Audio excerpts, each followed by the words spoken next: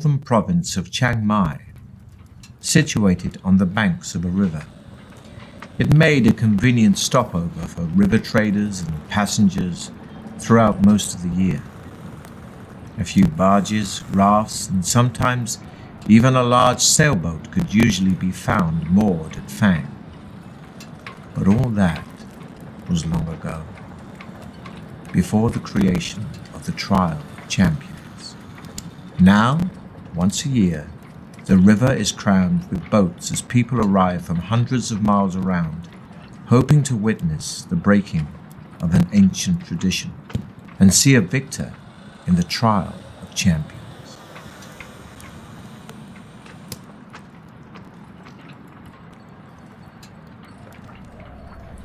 On the 1st of May each year, warriors and heroes come to Phang to face the test of their lives.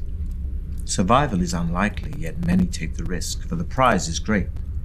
A purse of 10,000 gold pieces and the freedom of Chiang Mai forever. But to become champion is no easy task. Some years ago, a powerful baron of Phang called Sukhumvit decided to bring attention to his town by creating the ultimate contest. With the help of the townspeople, he constructed a labyrinth deep in the hillside behind Phang, from which there was only one exit. The labyrinth was filled with all kinds of deadly tricks and traps and loathsome monsters. Sukhumvit had designed it in meticulous detail, so that anybody hoping to face its challenge would have to use their wits as well as weapon skill. When he was finally satisfied that all was complete, he put his labyrinth to the test. He picked 10 of his finest guards, and fully armed, they marched into the labyrinth. They were never seen again. The tale of the ill-fated guards soon spread throughout the land, and it was then that Sukhumvit announced the first Trial of Champions. Messengers and news sheets carried his challenge, 10,000 gold pieces and freedom of Chiang Mai forever to any person surviving the perils of the labyrinth of Phang. The first year, 17 brave warriors attempted the walk, as it later became known. Not one reappeared. As the years passed and the Trial of Champions continued, it attracted more and more challengers and spectators. Phang prospered and would prepare itself months in advance for the spectacle it hosted each May. The town would be decorated, tents erected, dining halls built, musicians, dancers, fire eaters, illusionists, and every sort of entertainer hired, and entries registered from hopeful individuals intent on making the walk. The last week of April found the people of Phang and its visitors in wild celebration. Everybody sang, danced, and laughed until the day broke on the 1st of May, when the town thronged to the gates of the labyrinth to watch the first challenger of the year step forward to face the Trial of Champions. Having seen one of Sukhumvit's challenges nailed to a tree, you decide that this year you will attempt the walk. For the last 5 years, you have been attracted to it not for the rewards, but for the simple fact that nobody has ever yet emerged victorious from the labyrinth. You intend to make this the year in which a champion is crowned. Gathering up a few belongings, you set off immediately. 2 days' walk takes you west to the coast, where you enter the cursed port Black Sand. Wasting no time in that city of thieves, you buy your passage on a small boat sailing north to where the river Coke meets the sea, and from there you raft upriver for 4 days, until finally you arrive in Phang. The trial begins in 3 days' time, and the town is in an almost hysterical mood of excitement. You register your entry with the officials and are given a violet scarf to tie around your arm, informing everyone of your status. For 3 days you enjoy Phang's greatest hospitality and are treated like a demigod. During the long merriment, you almost forget your purpose in Fang. But the evening before the trial, the magnitude of the task ahead begins to dominate your thoughts. Later, you are taken to a special guest house and are shown your room. There is a splendid 4-poster bed with satin sheets to help you rest, but there is little time left for sleep.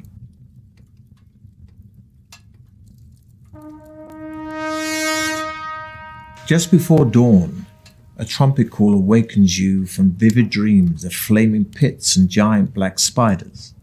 Minutes later, there is a knock on your door, and a man's voice rings out saying, "Your challenge begins soon. Please be ready to leave in 10 minutes. You climb out of bed, walk over to the window and open the shutters. Already people are thronging the streets, moving quietly through the morning mist. Spectators, no doubt on their way to the labyrinth, hoping to find good vantage points from which to watch the competitors. Walking over to a wooden table on which your trusty sword and shield lie, you pick them up and cut the air with a mighty sweep, wondering which beasts your sword's sharp edge may soon have to meet.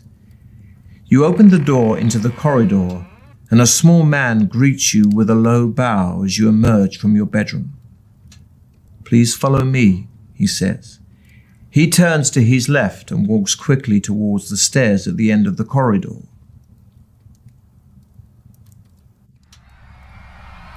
Walking through a parting in the crowds, you see Baron Suckenbit himself, standing by the entrance waiting to greet the contender in the trial of champions. You count 5 others standing proudly in line, their violet scarves displayed for all to see. There are 2 bare-chested barbarians dressed in furs. They stand completely motionless, legs straight and slightly apart, arms thrust forward to rest on the hilts of their long, double-headed battle axes. A sleek elven woman with golden hair and feline green eyes is adjusting the crossbelt of daggers wrapped around her leather tunic. Of the 2 remaining men, one is covered from head to foot in iron plate armor, with a plumed helmet and a crested shield. The other is cloaked in black robes, only his dark eyes showing between the swarms with black-faced scars. Long knives, a wire garrote, and other silent death weapons hang from his belt. The 5 contenders acknowledge your arrival with almost imperceptible nods of the head, and you turn to face the exultant crowd for the last time. Suddenly, a hush falls over the crowd as Baron Suckenbit steps forward, holding 6 bamboo sticks. You draw one from his outstretched hand, and you read the word, 5th. Then the trial begins. The knight is first. He salutes the crowd before disappearing into the tunnel, and is followed half an hour later by the elf. Next goes a barbarian, and then the dark assassin.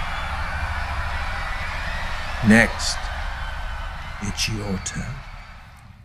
But before embarking on your adventure, we must first determine your own strengths and weaknesses. You have in your possession a sword, a shield, and a backpack for carrying provisions for the trip. You have been preparing for your quest by training yourself in swordplay and exercising vigorously. To see how effective your preparations have been, dice will be rolled to determine your skill, stamina, and luck scores. Or, if you wish to begin your adventure immediately, you can choose between 3 ready-made adventurers.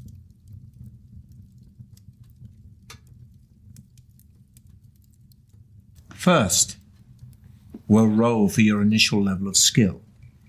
This reflects your sword skill and fighting expertise, and will be determined by rolling 1 die and adding 6.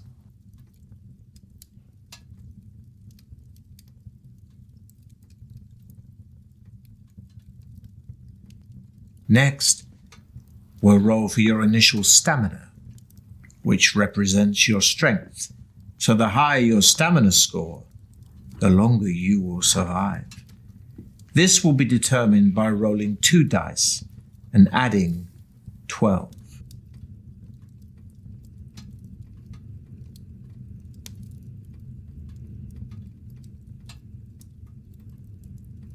Next, we'll roll for your initial luck, which represents how lucky an adventurer you are. Luck and magic are facts of life in the fantasy world you're about to explore. This is determined by rolling 1 die and adding 6.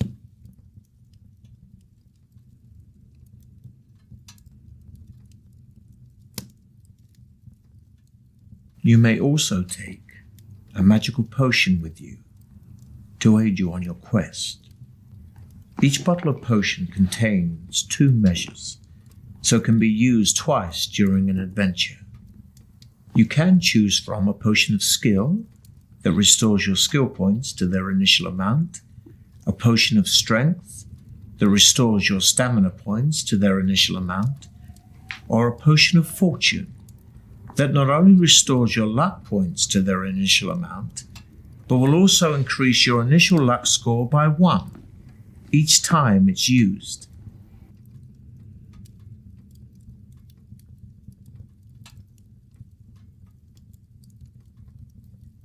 Lastly, before you begin your quest, you are given enough provisions for 10 meals. When you eat a meal, your stamina score will increase by 4 points. But don't forget, your stamina can never exceed the initial amounts you've just set. You have a long way to go, so use your provisions wisely. During your adventure, you'll enter into combat a number of times, and the further you go, the tougher your opponents will be. Combat takes place over several rounds, and your attack strength is based on yours and your enemy's skill scores. For each round of battle, we'll roll 2 dice for you and 2 for your opponent, adding the results to your skill scores. These are your respective attack strengths. Whoever's attack strength is the highest wins that round of combat. If you both had the same attack strength in a round, then it will be a tie. In some battles, you can take an opportunity to escape. But beware. If you do run away, your opponent will automatically score 1 hit on you as you flee, costing you 2 stamina points. So be sure you have enough. Such is the price of cowardice. You are playing using the new battle system, where the battle takes place over 3 rounds. Your sheer battle-hardened nature will mean you'll always win the battle after the 3 rounds, but every round you lose will cost you 2 stamina points. So be careful. Losing all your stamina will still be fatal. At the start of each round, you'll have a short time to decide to fight, or to build up your stamina by eating your provisions or taking a potion, if you have one.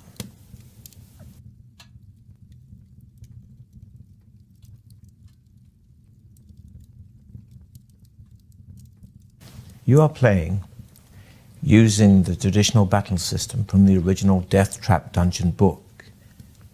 At the start of each round, you'll have a short time to decide to fight, or to build up your stamina by eating your provisions or taking a potion, if you have one. After each battle round, you'll be able to test your luck. By using luck in battles, you can either score a more serious wound on your opponent, or minimize the effects of a wound scored on you. If you test your luck after you have just wounded your opponent, we'll roll 2 dice, and if the total is the same, or less than your current luck score, you will have been lucky and will take an extra 2 points from your opponent's stamina. But if the roll is greater, then the damage to your opponent will be halved. If your opponent has just inflicted a 2 stamina wound on you, a lucky roll will halve that damage, but an unlucky roll will take an additional stamina point. One last thing. Testing your luck has a cost. Each time you test your luck score will be reduced by 1 point.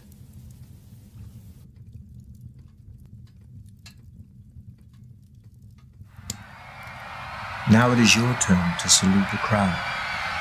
Holding your violet scarf aloft, you take one final deep breath of cool, fresh air before turning to pass between the stone-pillared gateway into Sukhumvit's corridors of power to face unknown perils on the walk through the mighty Baron's Deathtrap dungeon.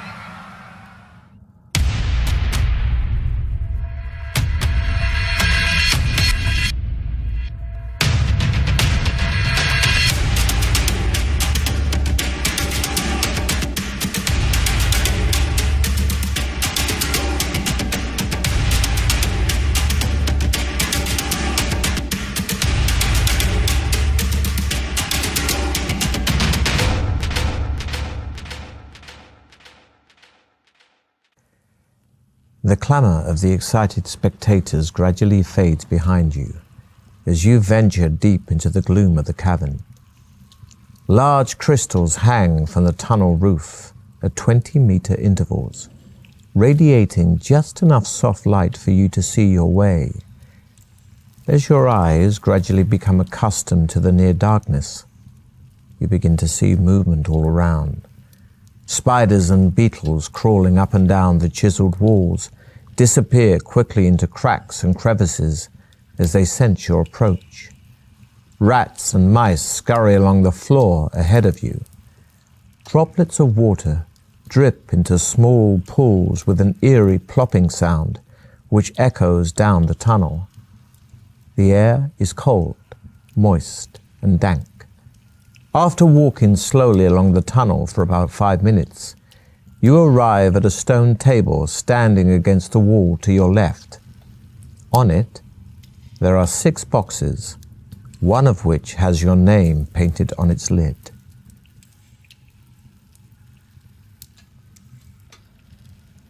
The lid of the box lifts off easily, and inside you find 2 gold pieces and a note written on a small piece of parchment addressed to you. After placing the gold in your pocket, you read the message, which says, "Well done. At least you had the sense to stop and take advantage of the token aid given to you. Now I can advise you that you will need to find and use several items if you hope to pass triumphantly through my Deathtrap dungeon. Signed, Sukhumvit." Memorizing the advice on the note, you tear it into tiny pieces and continue north along the tunnel, where you come to a junction. A white arrow painted on one wall points west. On the floor, you can see wet footprints made by those who entered before you. It's hard to be sure, but it looks as though 3 of them followed the direction of the arrow, while one decided to go east.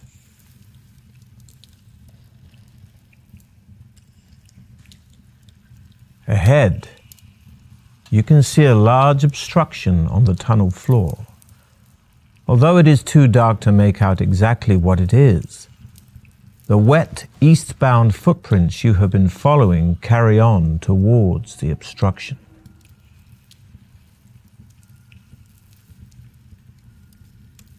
You see that the obstruction is a large brown boulder-like object. You touch it with your hand and are surprised to find that it is soft and spongy.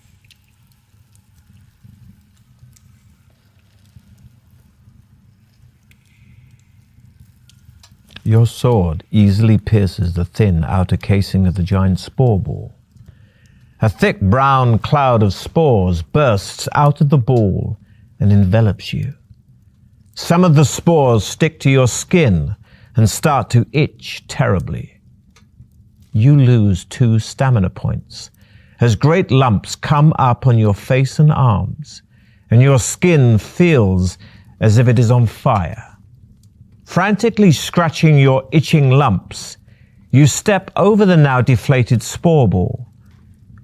Pressing on east, you turn left, which heads north for as far as you can see. The footprints you are following start to peter out as the tunnel becomes gradually drier. Soon you are beyond the dripping roof and the pools on the floor. You notice the air becoming hotter, and you find yourself panting even though you are walking quite slowly. In a small recess on the left-hand wall, you see a section of bamboo standing on its end. Lifting it down, you see it is filled with a clear liquid.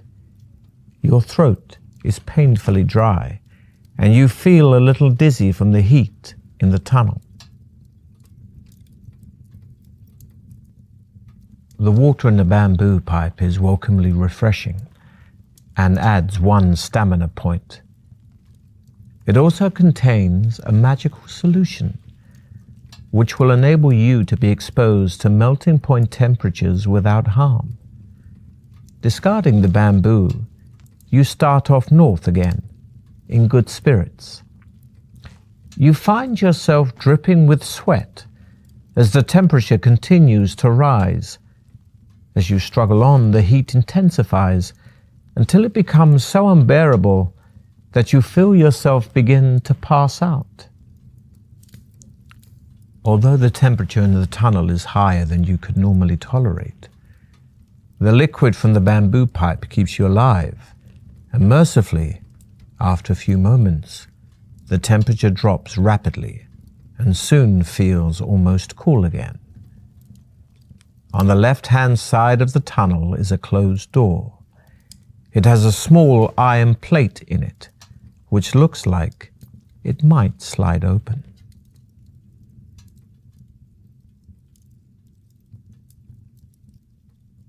The door swings open into a small room. But before you know what is happening, you find yourself falling through thin air. There was a pit behind the door, which you did not see. You land heavily at the bottom and wince with pain, losing 4 stamina points. The pit walls are roughly chiseled and have plenty of toe and finger holds, so you are able to clamber out quite easily.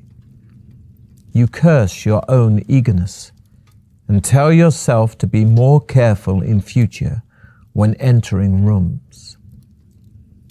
Inside the room, you see 2 iron hooks on the wall opposite the door. A coil of rope is hanging on one of them. You put it in your backpack, jump back over the pit to leave the room, and head north. Ahead, you see that the tunnel turns sharply to the left. You turn a corner and almost bump straight into 2 fierce-looking orcs, armed with morning stars and wearing leather armor. You are totally unprepared for them and struggle to ready your weapons.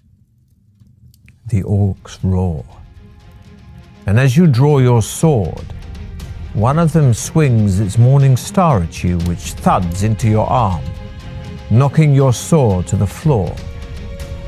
You must fight them barehanded, reducing your skill by 4 for the duration of the combat. Fortunately, the tunnel is too narrow for both orcs to attack you at once, so you fight them, one at a time.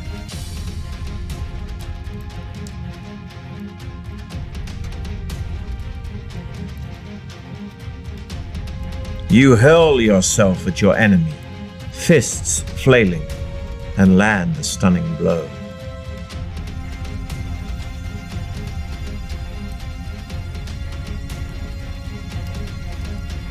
The orc takes a huge swing directly at your head, but you duck just in time. Neither of you are harmed.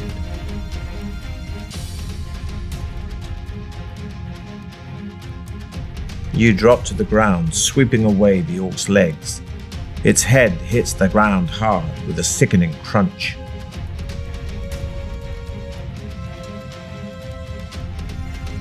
You duck under the orc's morning star, grab it, and ram its head hard into the wall. The first orc slumps lifeless to the floor, so you turn your attention to the other.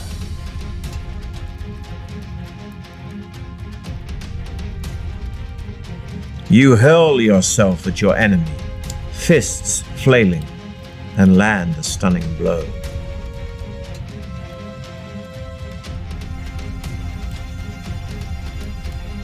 You parry, but your enemy is too fast and you crack your head on the floor as it knocks you to the ground.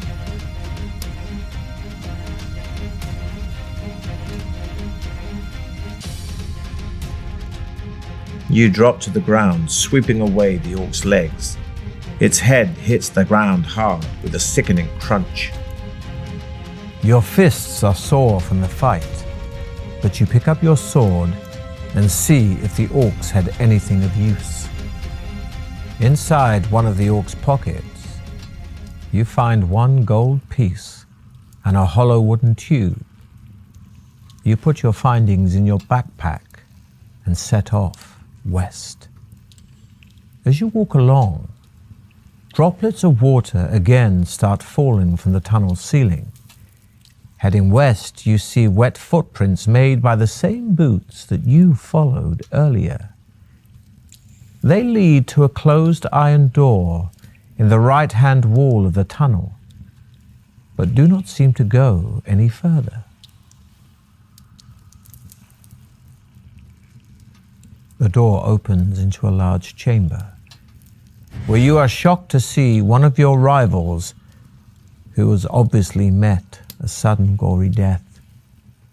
It is one of the barbarians, and he is impaled on several long iron spikes that are fixed to a frame which has sprung out of the floor. A lot of debris litters the floor, concealing a hidden tripwire which he must have stepped on, releasing the spiked frame. In the far wall is an alcove, in which you can see a silver goblet standing on a small wooden table.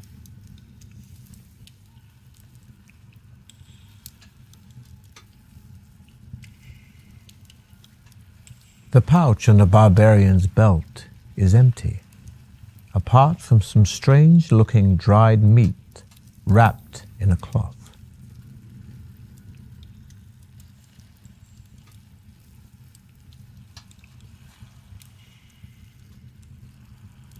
The meat contains herbs which increase your strength, adding 3 to your stamina score.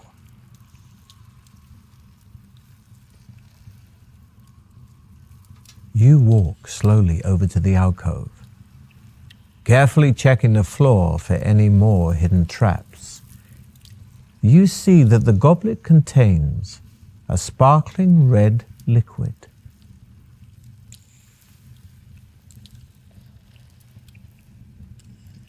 As you lift the goblet, it releases a sprung catch and a dart shoots out of the wooden table leg. This will be a test of your luck. We'll roll 2 dice, and if the number rolled is equal to or less than your current luck score, you have been lucky. But if the roll is higher than your luck score, then your luck isn't in. Your reflexes are sharp, and you quickly jump aside. The dart whistles past, only just missing you, and thuds into the opposite wall. You see the goblet lying on the floor, and the red liquid running away in rivulets over the grey stone. At least the goblet may be of use. So you put it in your backpack, leave the chamber, and continue west. The passage soon leads to a junction where you notice more footprints on the floor, possibly as many as 3 pairs heading north from the south passage. You decide to follow them to where the passage opens out into a wide cavern, which is darker but much drier. Ahead, you see the footprints gradually fade, then disappear. There is a large idol in the center of the cavern that must be 6 meters high. In its head are jeweled eyes, each as big as your fist. On either side of the idol stand 2 giant stuffed, bird-like creatures.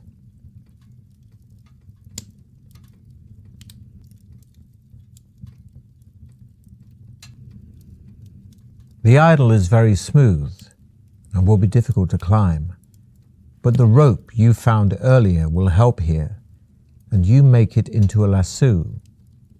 You whirl the rope above your head and throw it up at the idol, smiling happily as it lands around its neck. You then tighten the noose and start to climb, hauling yourself up the rope. You are soon at the top of the idol, sitting on the bridge of its nose and holding on to the rope. You draw your sword and wonder which jeweled eye to prize out first. You try to force the point of your sword under the emerald eye. Much to your surprise, the emerald shatters on contact, releasing a jet of poisonous gas straight into your face. The gas knocks you out, and you release the rope, bouncing down the idol and crashing onto the stone floor. Your adventure ends here.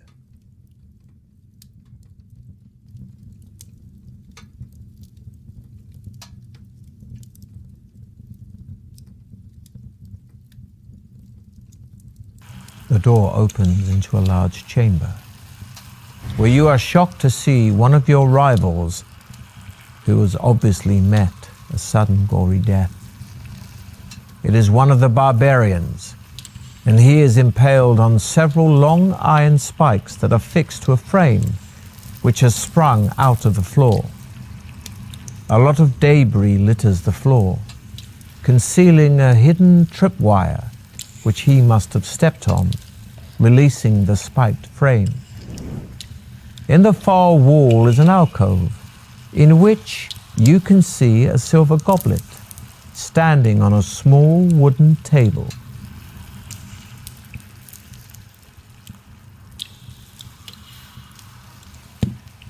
The pouch on the barbarian's belt is empty, apart from some strange-looking dried meat wrapped in a cloth.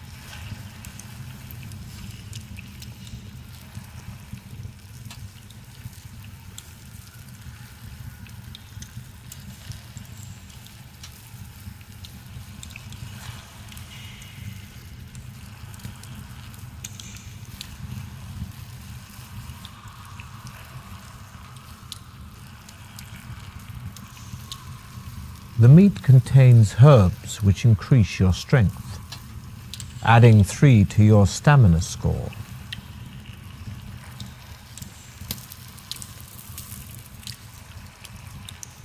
You walk slowly over to the alcove, carefully checking the floor for any more hidden traps. You see that the goblet contains a sparkling red liquid. As you lift the goblet, it releases a sprung catch and a dart shoots out of the wooden table leg. This will be a test of your luck. We'll roll 2 dice, and if the number rolled is equal to or less than your current luck score, you have been lucky. But if the roll is higher than your luck score, then your luck isn't in. Your reflexes are sharp, and you quickly jump aside. The dart whistles past, only just missing you, and thuds into the opposite wall. You see the goblet lying on the floor, and the red liquid running away in rivulets over the grey stone. At least the goblet may be of use. So you put it in your backpack, leave the chamber, and continue west. The passage soon leads to a junction, where you notice more footprints on the floor, possibly as many as 3 pairs, heading north from the south passage. You decide to follow them to where the passage opens out into a wide cavern, which is darker but much drier. Ahead, you see the footprints gradually fade, then disappear. There is a large idol in the center of the cavern that must be 6 meters high. In its head are jeweled eyes, each as big as your fist. On either side of the idol stand 2 giant stuffed, bird-like creatures.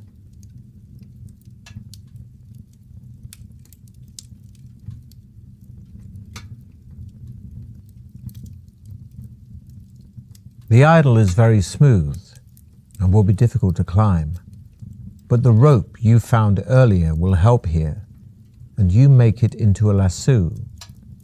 You whirl the rope above your head and throw it up at the idol, smiling happily as it lands around its neck. You then tighten the noose and start to climb, hauling yourself up the rope. You are soon at the top of the idol, sitting on the bridge of its nose and holding on to the rope. You draw your sword and wonder which jeweled eye to prize out first. As you touch the idol's emerald eye, you hear a creaking sound below you. Looking down, you are shocked to see the 2 stuffed birds flying off. Their wings flap in jerky movements, but they are soon above you and look set to attack. You'll fight the flying guardians one at a time, but reduce your skill by 2 during this combat because of your restricted position.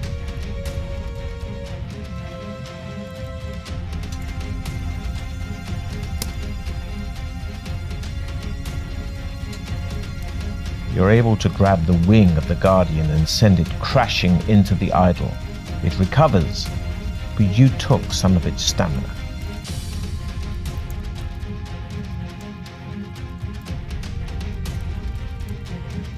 The Guardian snaps at you with its vicious beak, but you're able to smash the hilt of your sword into its outstretched neck.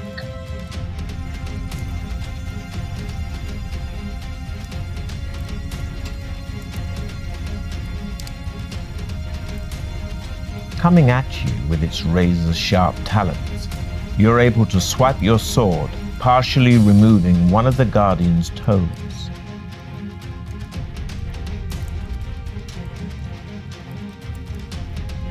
You're able to grab the wing of the Guardian and send it crashing into the idol. It recovers, but you took some of its stamina. The crumpled form of the first flying Guardian falls crashing to the floor. So you ready yourself to take on the second.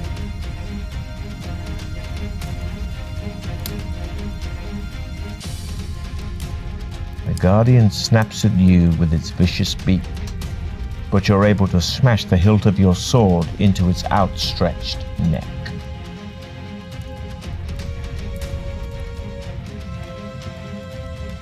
Coming at you with its razor-sharp talons, you're able to swipe your sword, partially removing one of the Guardian's toes.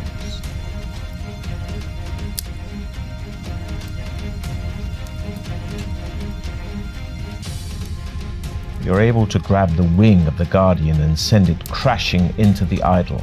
It recovers, but you took some of its stamina.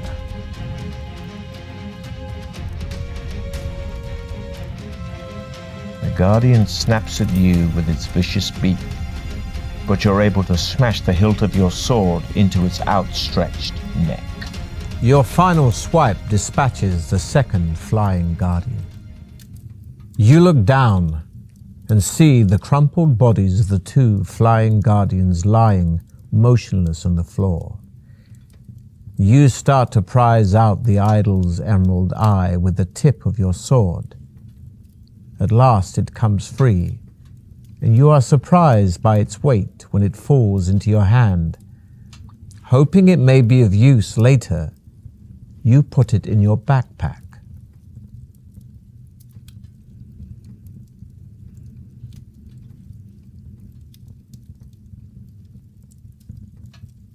Back on solid ground once again on the cavern floor, you try to shake the rope off the idol's neck. This will be a test of your luck. Remember, 2 dice are rolled.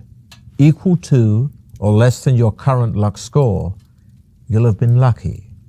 Higher than your current luck score, you have been unlucky. The lasso loosens itself, and you are able to shake it free of the idol's neck. It falls to the floor with a loud clatter. You quickly coil the rope up again and put it in your backpack. Wasting no more time in the cavern, you run forward to the tunnel in the northern wall. Not much farther down the tunnel, you come to a closed door on your left. Putting your ear to the door, you listen intently but hear nothing.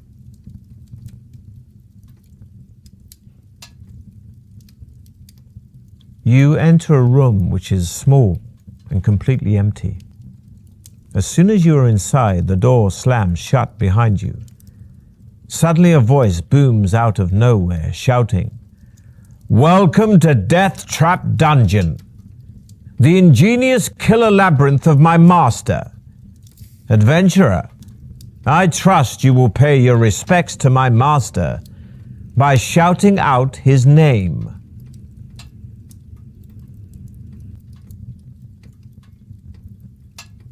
You take a deep breath and shout, "Hail Circumvit!" Once again, the mysterious voice calls out, only this time its tone is full of contempt and derision. "So, we have a sniveling weed in our midst, do we?" sneers the voice. "My master has a special gift for you, loathsome creep." Suddenly, water starts pouring into the room through a hole in the ceiling. It soon rises above your ankles, and there is no apparent way of escape. You wade back to the door. It is firmly locked, but in desperation you try ramming it with your shoulder. We'll see how skillful you really are. Remember, a roll equal to or less than your skill score means you have been skillful, but a roll higher than your skill could end badly.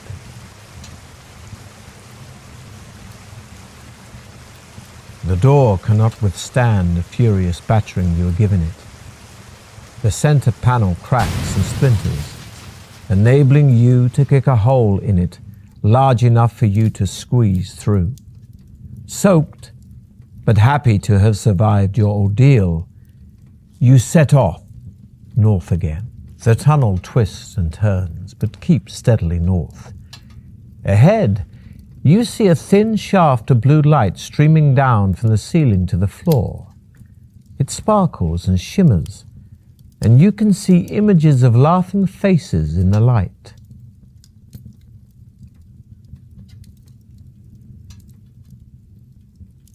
You come to an arched doorway set in the right-hand wall of the tunnel. The heavy stone door is closed, but there is an iron latch and a round handle.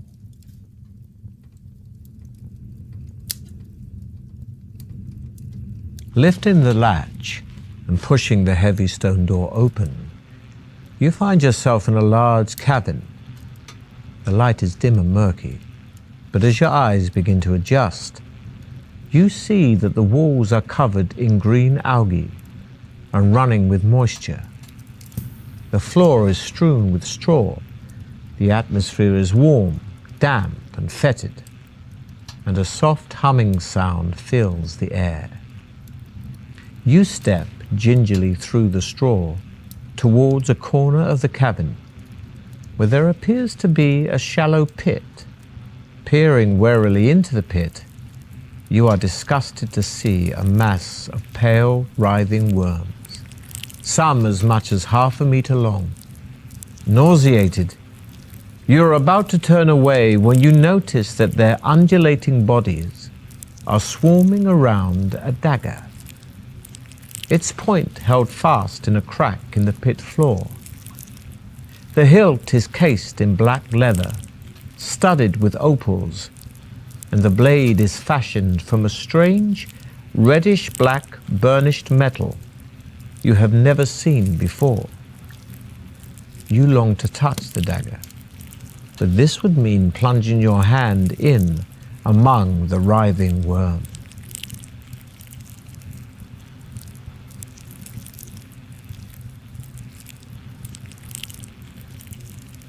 Taking a deep breath, you lean over the pit and plunge your forearm into the mass of wriggling worms. They are cold and clammy and feel extremely nasty, but at least they are harmless, and you are able to seize the dagger by the hilt. You give it a hard tug and it comes away from the crack in which the tip was embedded. Admiring its beauty, and wondering whether it might once have belonged to some luckless contestant, you put the opal-studded dagger firmly in your belt and leave the cabin. As you make your way back to the doorway, the buzzing sound increases in intensity, and you look around desperately to discover where it's coming from. Glancing up in the nick of time, you see a huge and grotesque black shape of a giant fly emerging from a recess high up in the cavern wall. As it gets closer, you realize that it's at least 1.5 meters long.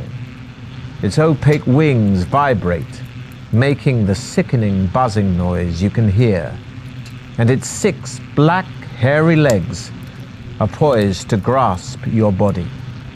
Below, its multifaceted eyes is a long, shiny black proboscis, which darts in and out venomously. You have stolen the giant fly's treasure from her brood of maggots, and you must face the consequences. It's time to test your luck again. Remember, a roll equal to or less than your luck score means you've been lucky, but a roll higher than your luck could end badly. The giant fly swoops down again to try to capture you, but this time you manage to evade its outstretched legs. Stepping back, you draw your sword and prepare to fight the hideous insect as it turns to attack you again.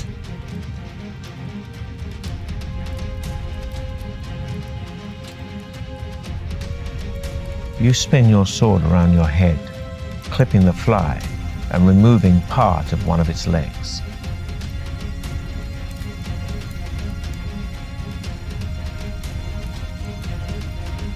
You hurl yourself at your enemy, fist flailing, and land a stunning blow.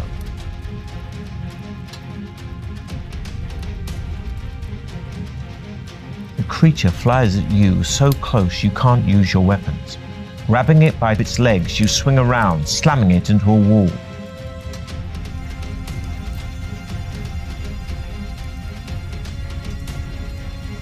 You spin your sword around your head, clipping the fly and removing part of one of its legs. Pleased with your victory, you wipe the vile yellow slime from the blade of your sword and walk quickly to the door, back to the tunnel, and head north. The tunnel ends shortly at a junction. Looking left and right, you see a narrow passage disappearing into the dim distance. Ahead, you hear the sound of rocks being ground and crushed. The noise grows louder, and suddenly you realize that the wall on your right is starting to collapse. Terrified, you watch as a large, hideous, worm-like creature with a gaping mouth and powerful mandibles slithers through a hole in the wall. Its great jaws continue to crunch the rock as it turns its head slowly from side to side, feeling the cool air in the tunnel.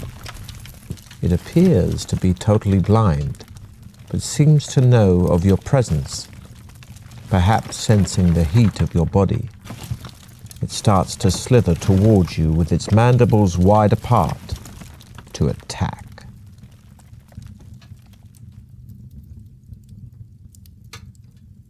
You draw your sword and advance slowly towards the huge, slimy rock grub.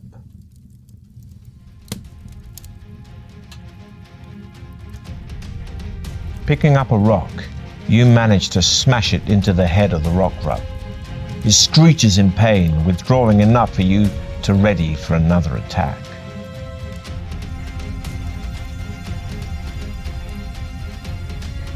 The rock grub is strong, but slow. You swing your sword, which smashes into its pulsating body.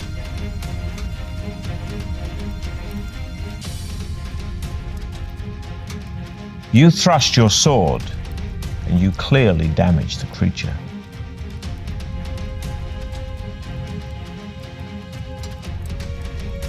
Snapping at you with its mandibles, the creature catches your leg. You're able to fight it off, but the wound is deep.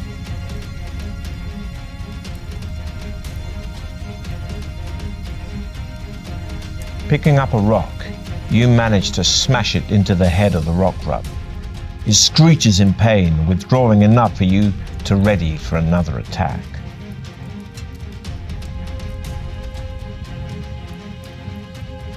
The rock grub is strong, but slow. You swing your sword, which smashes into its pulsating body.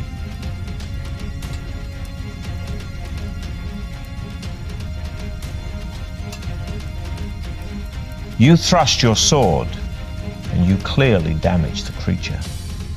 Pleased with your combat skills, you step round the great bulk of the dead rock grub and peer into the darkness of the borehole it left.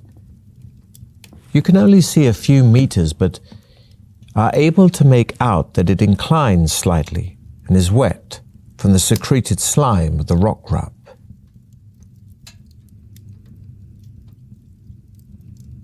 Tapping the side of the borehole with your sword, you tread your way blindly through the sticky slime. You follow its twisting and turning course for what seems an age and begin to wonder where it might lead. Suddenly, you hear a slithering sound up ahead. You freeze with fear, your eyes desperately trying to pierce the pitch-black darkness. Before you realize what is happening, you are gripped round the neck by the powerful mandibles of another rock grub. It is the mate of the rock grub you killed and has been attracted by the smell of blood on your sword. It squeezes harder until your neck snaps like a small twig. Your adventure ends here.